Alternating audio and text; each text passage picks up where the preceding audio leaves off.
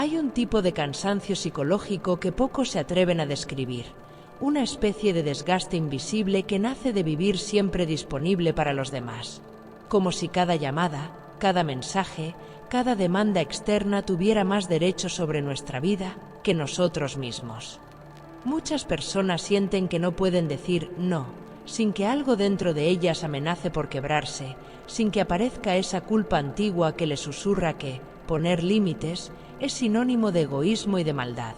Y entonces continúan entregándose por completo, incluso cuando están agotadas, ocupadas o simplemente deseando un instante de tranquilidad. Y lo hacen porque, en lo más profundo, existe una sensación persistente de que no merecen un espacio propio, que no merecen atención y cuidado, como si su valor estuviera condicionado a cuanto pueden dar, sostener o resolver por otros. Esto las lleva, tarde o temprano, a una frustración y una tristeza que se acumula en silencio, un enojo interno que se disfraza de obligación moral, de deber, de responsabilidad y, lo peor de todo, se disfraza de bondad. Y cuando el peso se vuelve insoportable, aparece la otra polaridad, el impulso de escapar, de aislarse, de desaparecer un momento del mundo para reencontrar un poco de espacio. No confían en que alguien en este mundo acepte sostenerlos. Pero este vídeo no viene a empujarte hacia ningún extremo, sino a mostrarte que existe un camino más profundo, más humano, más auténtico, un camino que no se construye desde el rencor ni desde el sacrificio, sino desde la comprensión real de quién eres y el motivo por el que eres así. Hoy quiero compartir contigo una mirada que nace de la psicología profunda del famoso psiquiatra suizo Carl Gustav Jung, una mirada que nos invita a comprender este patrón, no como un defecto personal sin solución, sino como una invitación del inconsciente a reconciliarnos con partes de nosotros mismos que llevan demasiado tiempo olvidadas y reprimidas. Y si te quedas conmigo hasta el final, vas a descubrir que este conflicto, que parece tan doloroso y tan confuso, en realidad puede convertirse en un trampolín que te impulse hacia un desarrollo mucho más pleno de tu ser, obteniendo la fuerza necesaria para conectar con el mundo y sus habitantes de manera saludable, sin perderte a ti mismo. Si estás aquí, escuchando estas palabras, no es casualidad, porque existe un tipo de hartazgo que se vuelve insoportable cuando la vida se transforma en una especie de guardia permanente. Una vigilancia constante que no te permite relajarte del todo, que no te deja entregarte por completo ni a tu trabajo, ni a tus proyectos, ni siquiera a tus propias ganas de vivir en paz. Porque siempre está la sensación de que en cualquier momento alguien va a aparecer para pedirte algo, para reclamar tu presencia, tu atención o tu ayuda. Y por más que tu cuerpo grite que estás cansado, que estás ocupado, que necesitas un momento para ti, algo en tu interior se contrae, se tensa y acaba sometiéndose, aun cuando lo único que querías era decir un simple y honesto no. Con todas las florituras que pudieras añadirle, como un lo siento, en otra oportunidad. Y lo más doloroso es que esta reacción no nace de la generosidad auténtica, sino de un miedo profundo. Probablemente miedo a ofender al otro, a provocar un conflicto, a que alguien se enoje, te juzgue o te agreda. Y este miedo activa una ansiedad casi automática, que te obliga a ponerte en segundo plano, a postergar tus necesidades, a vivir con esa culpa irracional que insiste en que, si te niegas, entonces eres egoísta, mala persona, alguien que no merece amor. Por eso tu energía se drena, se deshace en pequeñas fugas diarias, dejándote exhausto, frustrado y con la sensación de que estás perdiendo algo esencial de tu vida. Desde una perspectiva simbólica se deduce que, en estos casos, lo que se está experimentando es una polarización inconsciente hacia la energía yin. Dentro del yin y el yang, el yin representa la energía femenina, entendida en términos simbólicos, no biológicos. Una energía que, en su equilibrio, representa la receptividad, la empatía y la sensibilidad.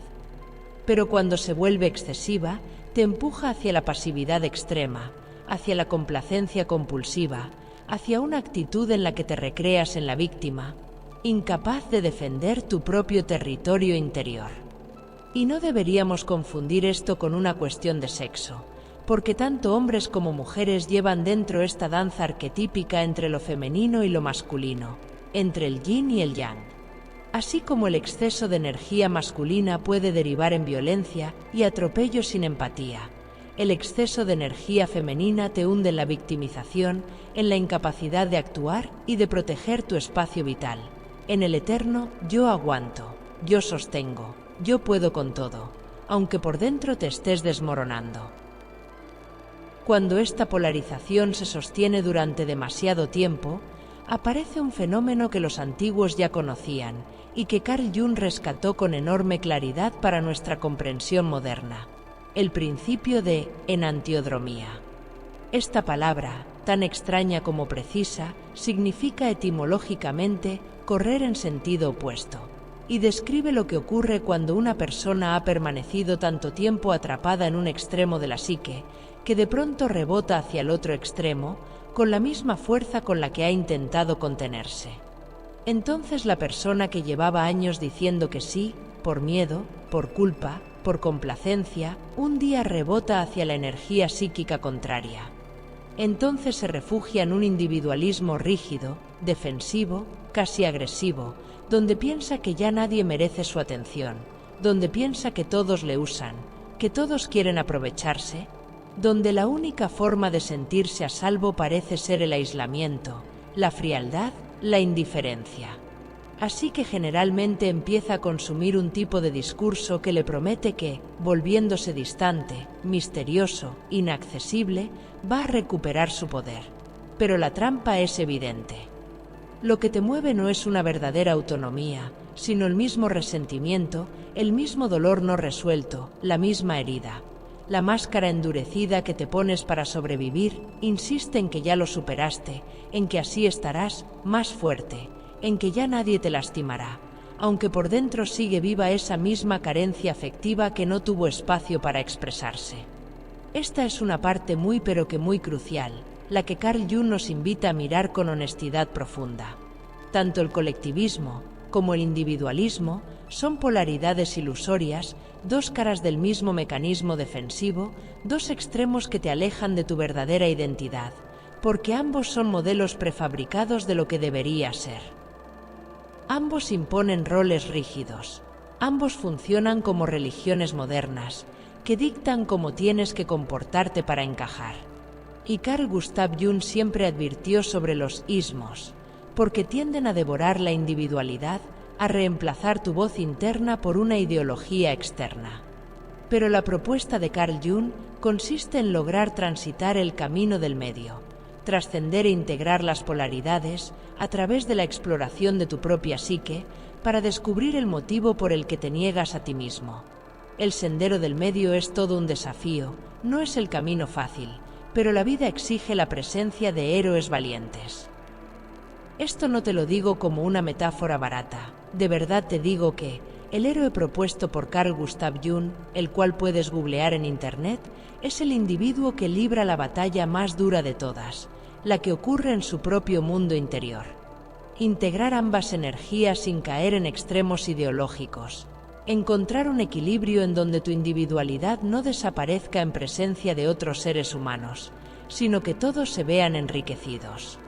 En este vídeo ya estás desarrollando ese camino, un camino donde la psicología profunda no solo explica este cansancio y este deterioro tan humano que te trajo hasta aquí, sino que además te ofrece una forma completamente diferente y nueva de relacionarte con tu energía psíquica, con tus vínculos y con tu derecho sagrado a existir y a tener un lugar en el mundo, un lugar tan valioso como el que todos tenemos. Es importante comprender que este movimiento psíquico impulsivo hacia la otra polaridad, este deseo casi urgente de retirarte del mundo, de aislarte, de volverte frío o inaccesible, no es un fracaso ni una señal de que estés empeorando, sino un proceso absolutamente natural dentro del camino de retorno hacia tu identidad auténtica. Pero ese no eres tú. La psique siempre tiende al equilibrio, y cuando ha permanecido demasiado tiempo expresando un extremo, inevitablemente intentará probar el otro extremo para compensarse. Y aunque este impulso pueda sentirse liberador al principio, como una sensación de ahora sí, ahora me protejo, ahora nadie me va a utilizar, no significa que ese comportamiento deba convertirse en tu estilo de vida. Porque la única persona que puede saber a ciencia cierta lo que uno mismo necesita es precisamente uno mismo, y todo modelo que el mundo externo nos ofrezca será solamente eso, un modelo. Y todo modelo formulado por alguien externo siempre tendrá elementos útiles y elementos inútiles para cada uno, porque todos somos únicos. Así que la vida nos obliga y nos exige comprendernos, buscarnos a nosotros mismos. Y muchas veces, en nuestra desesperación por sentirnos que por fin estamos estables, podemos caer en la ilusión de que la soledad, el aislamiento o la frialdad emocional son la solución definitiva. Pero esto sería confundir una etapa del proceso con el destino final. Porque este movimiento es parte de un mecanismo autorregulador que nos prepara para un trabajo mucho más profundo. El trabajo de integración interior que Carl Jung llamó individuación. La individuación es un proceso que no tiene atajos, que no se completa en una semana ni en un mes, sino que puede abarcar toda la vida, ya que siempre existirán contenidos inconscientes que reclaman ser vistos, escuchados y simbolizados, por lo que no te atormentes por encarnar la perfección. El objetivo radica en alcanzar un estado de plenitud interna, en el que la tensión de los opuestos deje de perturbar nuestra percepción de la realidad y podamos avanzar por la vida con una psique más clara y tranquila. Un estado psicológico donde no se tenga que vivir con ese terror primitivo al monstruo que habita en nuestras propias entrañas. Y es que gran parte de la sociedad pasa su vida entera sin revisar su mundo interior, no porque las personas sean incapaces, sino porque este sano ejercicio no se inculca. Entonces ocurre lo mismo que sucede con una olla a presión. De acuerdo con Carl Jung, cuando no reconocemos los contenidos inconscientes que nos están saboteando, las situaciones que nos enervan aumentan gradualmente la presión interna, generando numerosos comportamientos neuróticos como la ansiedad, la culpa, el agotamiento, la depresión o las pesadillas. Pero cuando empezamos a mirar hacia adentro y dejamos que lo reprimido encuentre expresión, la válvula de esa olla comienza a liberar vapor, la presión disminuye y la calma empieza a instalarse de manera orgánica en el interior, como una consecuencia natural de la integración. Y aquí surge la pregunta obvia e inevitable: ¿cómo se hace el famoso trabajo de sombra? Yo no lo veía como algo meramente abstracto o filosófico, sino como un trabajo concreto, íntimo y profundamente personal, en el que idealmente se requiere un espacio propio, un refugio silencioso donde puedas escribir o dibujar, donde puedas expresarte sin censura y sin miedo, un lugar privado donde las imágenes, los símbolos y las palabras que surgen desde las profundidades de tu inconsciente puedan manifestarse con libertad. Y para comenzar, resulta práctico plantearse preguntas que conduzcan hacia el centro del conflicto, hacia el núcleo emocional que origina el patrón de conducta. En este caso, la problemática de no lograr dejar de estar disponible para todo el mundo, abandonándome a mí mismo. Empezando por identificar en los recuerdos una situación específica que resulte incómoda, problemática o repetitiva, ya que generalmente la sombra se manifiesta en estos escenarios, en donde se producen activaciones inconscientes desproporcionadas. Luego es fundamental detenerse en lo que ocurre internamente cuando uno está frente a esa situación, observar con honestidad las emociones que emergen, los pensamientos que aparecen, las imágenes que se forman en el paisaje de la psique y permitirse describirlas sin filtros, sin intentar justificarlas, sin caer en la tentación de minimizar su importancia. La idea central es simbolizar estos contenidos, darles una expresión a través del arte, la escritura, el canto, la oración, la música, la danza o incluso el deporte, porque simbolizar es traducir el lenguaje metafórico del inconsciente a una forma que pueda ser comprendida por la conciencia. Y si alguna vez viste las pinturas, las esculturas o las páginas del libro rojo de Carl Jung, verás que ese material parece extraído de un mundo onírico, irracional, mítico, pero justamente así se mueven las fuerzas vivas del inconsciente, como un océano primordial repleto de símbolos en movimiento, como una sopa arquetípica que desborda significados ocultos. Es por eso que tantas personas encuentran alivio en expresiones artísticas o espirituales, porque a través de ellas están liberando un fragmento de ese mundo sumergido, están permitiendo que lo que antes era oscuro encuentre la luz. Evidentemente, cuando se explora el conflicto, en este caso, la necesidad compulsiva de estar siempre disponible, aparecerán emociones intensas, pensamientos perturbadores o imágenes espantosas, precisamente porque la sombra no se presenta como algo cómodo y agradable, sino como algo que puede provocar rechazo, asco o miedo. Pero rehuir de ella solo refuerza su poder. Carl Jung decía que no debemos rehuir de estos fenómenos, sino enfrentarlos. Pero también advirtió acerca de los peligros del inconsciente, precisamente porque allí yace lo desconocido, lo reprimido, lo no reconocido. Esto no es un chiste. Si no, pensemos en una persona que pierde la cabeza, y en términos míticos, es poseída por un demonio maligno, acabando por estallar en una ira irrefrenable que lo impulsa a la violencia.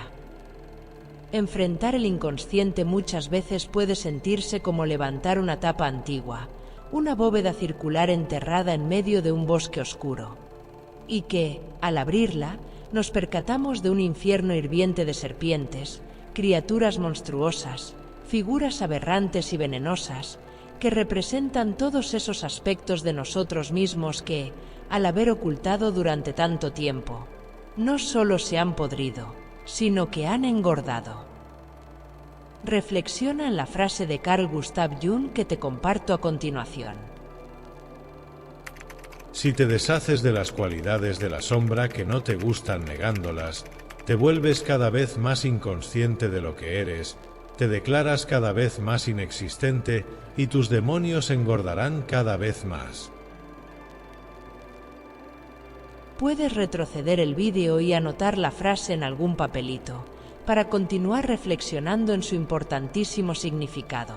Y es en este punto donde debemos recordar algo profundamente esencial. Si bien todos conocemos la enorme estima que Carl Gustav Jung le daba a la soledad, también reconocía que los seres humanos son criaturas sociales, y que la sociedad es una condición necesaria para el individuo. La persona individualizada está en unidad consigo misma y con la humanidad, y trabajar hacia la individuación nos lleva naturalmente a una conexión más profunda con los demás, y fomenta el deseo genuino de servirles desde nuestro propósito. Esto no significa conservar relaciones tóxicas que nos estancan y nos drenan la energía psíquica. De hecho, a menudo el propio mundo externo cambia, a medida que uno transita la individuación, porque ya no se es compatible con lo anterior. Incluso muchas personas en proceso de individuación encuentran a otras personas interesadas en los mismos temas que ellos, por lo que se arma una dinámica muy interesante de enriquecimiento. Pero de esto, a estar completamente aislado y pensar que todos están en nuestra contra, hay un mundo de diferencia, y esto último tiene más pinta de neurosis que de individuación. La neurosis, desde la mirada del psiquiatra Carl Jung, es un intento fallido de la psique para autorregularse, una especie de solución temporal que alivia el dolor sin curar la causa. Es como tomar una pastilla que adormece el síntoma, mientras la herida, esta disociación, continúa supurando en silencio. Cuando nos aislamos para dejar de sufrir, pero no trabajamos con lo que ocurre internamente, es decir, no ejercemos el propósito real del aislamiento, quizás logremos cierta calma pasajera, pero seguimos escapando, seguimos evitando enfrentarnos con los complejos que nos llevaron al límite.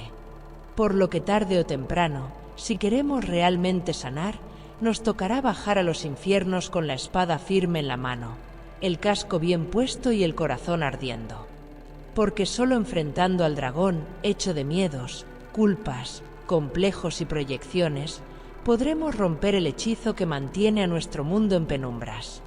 Curiosamente, una de las experiencias más hermosas que se produce durante el proceso de individuación es tomar conciencia gradualmente de que muchos temores, percepciones y prejuicios que uno tiene no son reales, sino que funcionan como lentes con filtros que distorsionan la percepción. Y entonces comprendemos que no podemos saber a ciencia cierta lo que ocurre del otro lado, hasta que nos quitamos las vendas, para atrevernos a mirar el mundo exterior con sus colores, sus matices y toda su complejidad. Si uno pone límites afuera, pero no trabaja la culpa que eso le provoca, entonces tendrá más probabilidades de toparse constantemente con personas que le hagan sentirse culpable por poner límites y decir que no, porque estarán reflejando lo inconsciente que uno proyecta. Por eso muchos reportan que, cuando trabajan en su psique inconsciente, a la par que accionan en su vida externa, el mundo parece cambiar, como si se reacomodara silenciosamente en función del nuevo orden interior. Un auténtico misterio que más vale experimentar para saber, en vez de solo creer.